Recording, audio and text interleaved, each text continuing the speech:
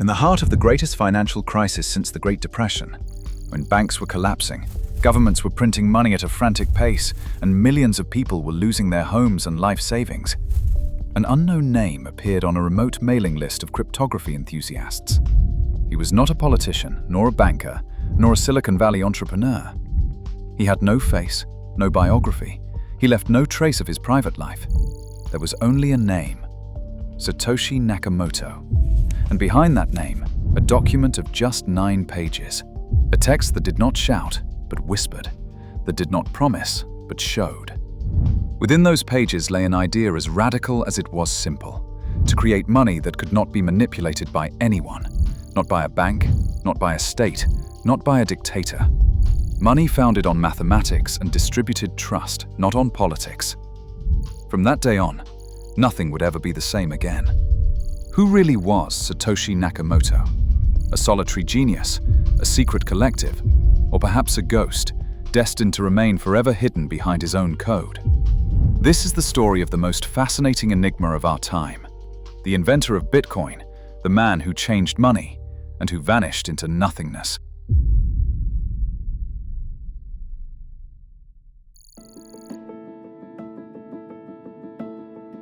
The Bitcoin white paper described a digital payment system that had no precedent. A system capable of allowing 2 people to transfer money from one end of the world to the other without the need for mutual trust and without intermediaries.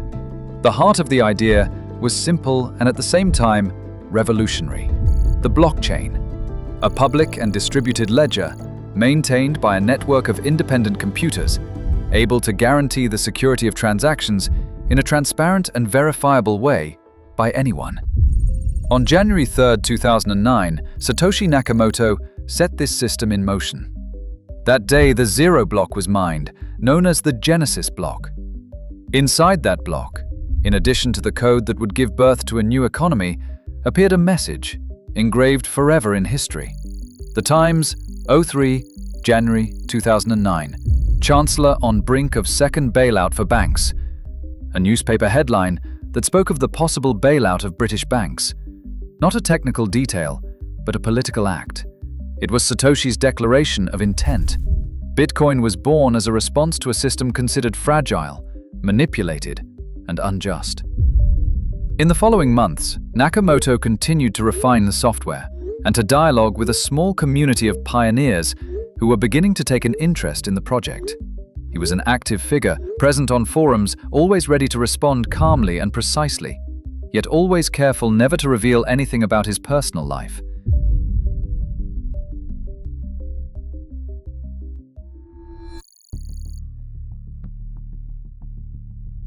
Satoshi appeared like a benevolent ghost. His words were always sober, measured, technical. Yet within them shone a grand vision. It was not only about programming software, but about laying the foundations of a new economic and cultural paradigm.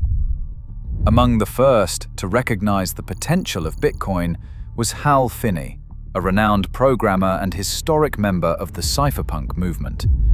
He was the one to receive the first Bitcoin transaction directly from Satoshi, an event that today we can read as the symbolic birth of a completely new economy.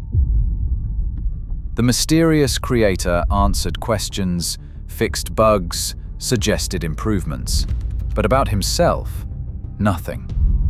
No reference to his age, his education, his nationality, only linguistic fragments and posting times that, even today, are analyzed in search of clues.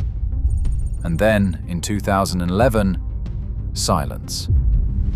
After passing the baton to other developers, Satoshi wrote one last sentence: "I've moved on to other things," and disappeared forever.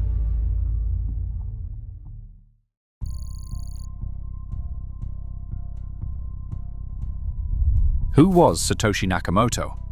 This question has fueled endless speculation, and still today divides experts and curious alike. Hal Finney, the most credible candidate. Some have hypothesized that it was indeed Hal Finney, the first user of Bitcoin. The coincidences are striking. He lived in the same city as a man named Dorian Nakamoto. He had a brilliant career in cryptography and a programming style akin to Satoshi's, but Finney, suffering from ALS, died in 2014, and until the end denied being Satoshi. Nick Szabo, the visionary of BitGold. Another often cited name is that of Nick Szabo, a jurist and computer scientist who years earlier had developed a project called BitGold, strikingly similar to Bitcoin. Stylometric analyses suggested similarities between his writings and those of the mysterious white paper author, but Szabo too has always denied it. Dorian Nakamoto, the uninvolved innocent. In 2014, Newsweek magazine identified a Japanese-American engineer, Dorian Nakamoto, as the true Satoshi. The news caused a stir, but Dorian, surprised and confused, publicly declared that he had nothing to do with Bitcoin, a case of homonymy that cost him months of unwanted attention. Craig Wright, the self-proclaimed. The most controversial figure remains Craig Wright, an Australian entrepreneur who since 2016 has claimed to be Satoshi. But the evidence he provided turned out to be inconsistent, and much of the community considers him an imposter. The collective theory. Finally, there are those who believe that Satoshi was never a single person, but a group. Perhaps a cypherpunk collective, perhaps a government agency. The skills required to create Bitcoin, cryptography, economics, game theory, programming, are so vast that they seem difficult to find in one individual alone.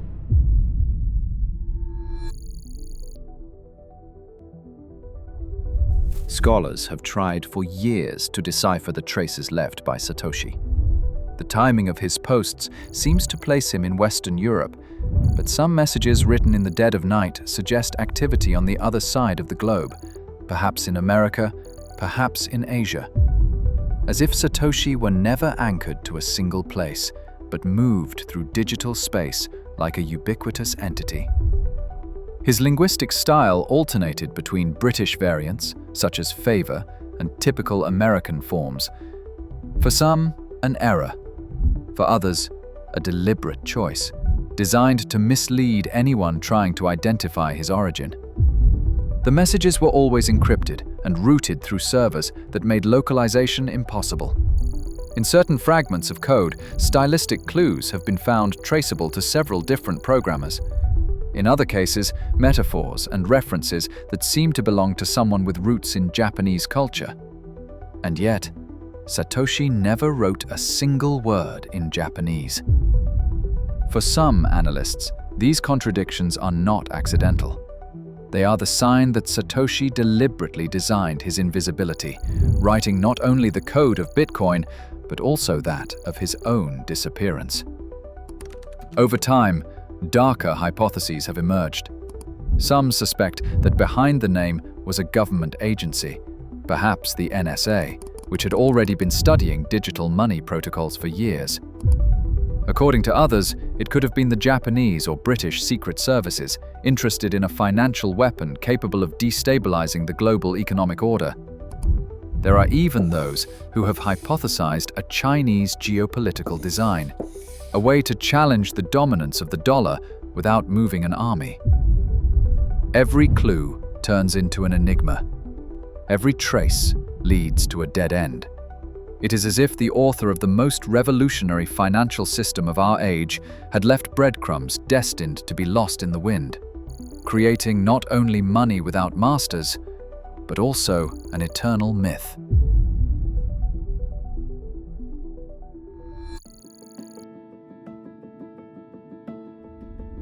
It is estimated that in the early months of the network, Satoshi Nakamoto mined about 1 million Bitcoin.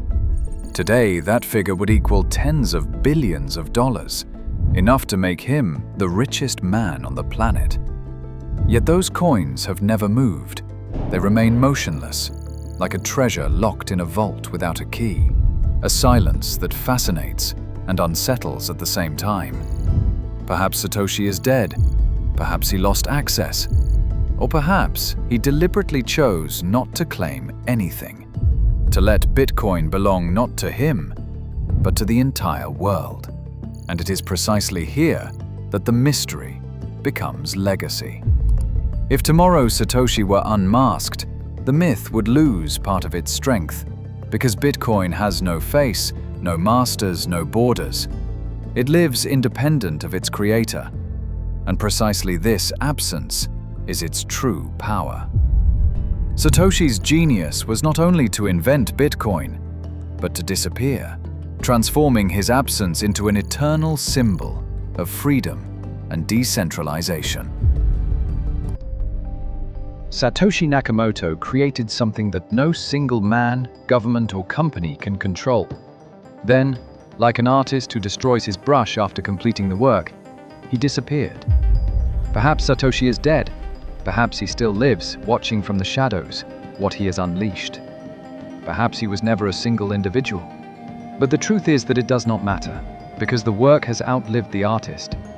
Today, Bitcoin is a global phenomenon, a network worth trillions of dollars, an idea that has changed finance, politics, and the culture of our time. Satoshi Nakamoto remains a mystery, but every new block mined, every transaction, Every wallet opened is a brick in his legend. And so, even without a face, without a voice, without a biography, Satoshi Nakamoto has entered history. If you want to stay updated on the most important stories in the crypto world, follow Spazio Crypto. Subscribe to our YouTube channel, turn on the bell, and visit spaziocrypto.com for insights, guides, interviews, and documentaries.